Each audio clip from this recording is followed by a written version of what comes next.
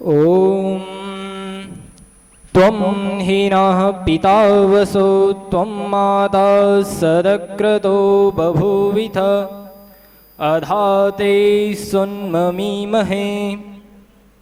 मंचस्थ विद्वज्जन एवं सभी धर्माभिलाषी भद्र पुरुषों, सम्मान के योग्य मातृशक्ति एवं सभी मेरे छोटे बड़े प्यारे भाइयों बहनों, मैं आप सभी के बीच में समाज सुधार एवं आज़ादी के आंदोलन में आर्य समाज का योगदान इस विषय को लेकर के प्रस्तुत हुआ हूँ।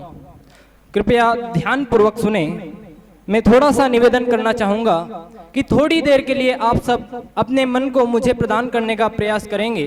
मैं आशा करता हूँ कि आपके मन को सुमन बनाने का प्रयास करूँगा। सांख्य दर्शन में एक पंक्ति आती है, स्वभावात् चेष्टितम् अन्यवत् अर्थात भृत्यवत्, अर्थात जैसे यह प्रकृति बिना कोई चेष्टा, बिना कोई स्वार्थ के हम सब लोगों के भोग व मोक्ष के लिए चेष्टा कर रही है, उसी प्रकार आर्य समाज नामक एक संस्था है जो बिना कोई स्वार्थ के निस्वार्थ भाव से हम लोगों के लिए चेष्टा कर रही है, हम लोगों के लिए परोपकार का कार्य कर रही है। इसीलिए प्रसिद्ध उपन्यासकार गुरुदत्त विद्यार्थी जी ने कहा था, गुरुदत्त विद्यार्थी जी कहते हैं कि आर्य समाज से अधिक देशभक्त, राष्ट्रहित तथा सामाजिक हित चाहने वाली दूसरी कोई संस्था नहीं है। आर्य समाज जैसी कोई संस्था नहीं है। आर्य समाज को न तो कोई पारितोषिक की चाहना है और न ही कोई उसको राजनीतिक तृष्णा है। केवल वह ऋषि दयानंद के पद चिन्हों पर चल करके समाज सेवा में लगी हुई है।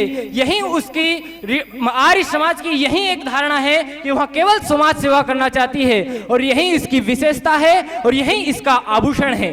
जब हमारा देश परतंत्रता की बेड़ियों में जकड़ा हुआ था, तब एक कवि ने बहुत ही अच्छा कहा था कि हे सखी सुना है बसंत आ गया है, लेकिन यह कैसा बसंत जिसमें कोयल की बोली पर प्रतिबंध है। अर्थात हमारा देश परतंत्रता की बेड़ियों में जकड़ा हुआ था। उस समय हमारा देश की ऐसी दयनीय स्थिति हो गई थी, तब महर्षि दयानंद सरस्वती जी ने हमें संभाला और कहा था कि यह जो स्वदेशी राज्य होता है उसमें अपना राज होना सर्वोपरि होता है। और उनका यह सिद्धांत एक सार्वजनिक सार्वभौमिक सिद्धांत था और ऋषि दयानंद के सिद्धांत को हमें मानना चाहिए। आपको ध्यान देने योग्य बात है कि आर्य समाज का स्वतंत्रता संग्राम में, आजादी के आंदोलन में क्या योगदान रहा। योगदान ही नहीं बल्कि बहुत बड़ा योगदान रहा है। आपको स्मरण होना चाहिए कि हमारे भारत देश को आजाद कराने में लगभग 2 दलों का मुख्य सहयोग रहा है। और हमारा भारत देश तो कई वर्षों से आजाद गुलाम होता आ रहा था, परतंत्र होता आ रहा था। लगभग 250 वर्ष तक तो अंग्रेजों ने इस पर राज किया।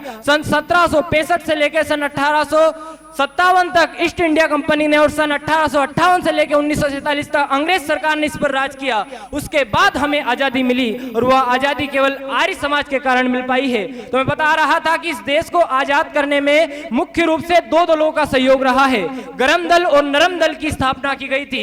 गरम दल के नेता थे श्यामजी कृष्ण वर्मा और श्यामजी कृष्ण वर्मा स्वयं ही आर्य समाज मुंबई के सदस्य रहे हैं। अर्थात आर्य समाज ने श्यामजी कृष्ण वर्मा दिया, उन्होंने गरम दल की स्थापना करके गरम दल के नेता बने। उसके बाद में नरम दल की स्थापना, जो नरम दल के मुख्य नेता थे वह महात्मा गांधी थे। और अगर हम महात्मा गांधी के गुरु को देखते हैं तो पंडित गोपाल कृष्ण गोखले, अर्थात उनके जो गुरु दिखते हैं वह गोपाल कृष्ण गोखले हमें देखने को आते हैं। और उनके गुरु को अगर हम देखते हैं तो महादेव गोविंद रनाड़े देखने को आते हैं। तो ध्यान दीजिएगा, महादेव गोविंद रनाड़े स्वयं महर्षि दयानंद के शिष्य हुए हैं। तो कहीं ना कहीं जिन भी देशभक्तों ने देशभक्ति के लिए कार्य किया है वह आर्य समाज के पीछे छिपे हुए हैं। उनका मूल मंत्र ऋषि दयानंद सरस्वती रहा है। ऋषि दयानंद जानते थे कि केवल अहिंसा के कारण, हिंसा के कारण ही देश आजाद नहीं हो सकता है, दोनों लगाना होगा। और उनके विचारों को प्राप्त करके गरम दल और नरम दल की स्थापना की गई।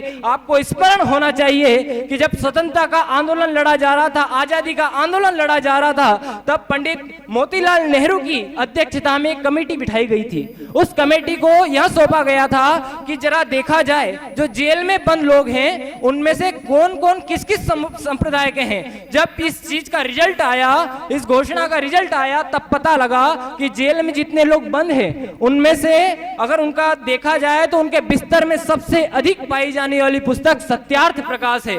और नमस्ते सबसे अधिक बोले जाने वाला, अभिवादन के रूप में प्रयोग किए जाने वाला शब्द है। और इन नहीं, उनकी अगर पूजा पद्धति को देखा जाए तो ऐसा लगता था कि यह कोई जेल नहीं बल्कि आर्य समाज का सत्संग भवन है। ऐसी आर्य समाज की यही दृश्य देखने को मिलता है। इससे ही स्पष्ट हो जाता है कि आर्य समाज ने कितना बड़ा योगदान किया है, आर्य समाज का कितना बड़ा योगदान रहा है। आर्य समाज ने स्वामी श्रद्धानंद दिया, जिसने रोलेट एक्ट के विरुद्ध में खड़े होकर के सीना तान कर खड़ा हो गया था और अंग्रेजों को कहा था लो चलाओ गोलियां, और आगे बढ़ गया था। आर्य समाज ने चंद्रशेखर आजाद दिया, आर्य समाज ने भगत सिंह दिया, जिसने सर्वस्व न्योछावर करके फांसी के फंदे को चूम लिया था, जिसका यज्ञोपवीत संस्कार 16 वर्ष की आयु में ही आर्य समाज के पंडित लच्छो वाली आर्य समाज की ओर से उन्होंने जाकर घर पर जाकर के यज्ञोपवीत संस्कार कराया था। आर्य समाज ने चंद्रशेखर आजाद दिया। चंद्रशेखर आजाद को अगर आप देखेंगे तो वह आजादी के लिए लड़े, आजाद होकर लड़े, और आपको हर्ष होना चाहिए कि चंद्रशेखर आजाद मेरे गुरुकुल अर्थात आर्ष गुरुकुल महाविद्यालय होशंगाबाद नर्मदापुरम में भी रहे हैं। उनका यह कार्य, जब भी वह आंदोलन के लिए लड़ा करते थे तो गुप्त रूप से आर्य समाजों में गुरुकुलों में रहा करते थे। यही आर्य समाज का बहुत ही बड़ा योगदान रहा है।